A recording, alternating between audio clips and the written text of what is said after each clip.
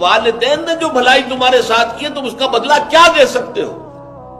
اگر تم نے ان کے بڑھاپے میں خبر گیری کر بھی لی تب بھی وہ بدلہ نہیں ہو سکتا کہ جو انہوں نے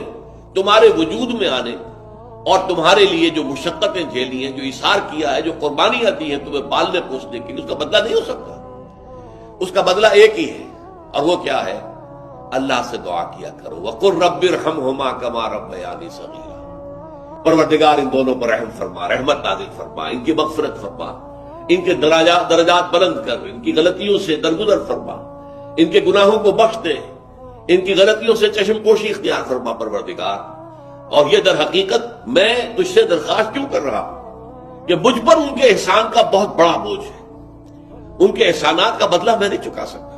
وَقُلْ رَبِّ ارْحَمْهُمَا كَمَا رَبَّيَانِي صَغِيرًا، اور کہا کرو اے رب ہمارے، اے رب میرے ان والدین کے اوپر، بوڑھے والدین پر رحم فرما۔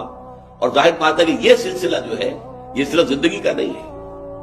ان کے انتقال کے بعد بھی رب ارحمہما کما ربیانی صغیرا، رب اغفر لی ولوالدی وارحمہما کما ربیانی صغیرا، یہ آپ کی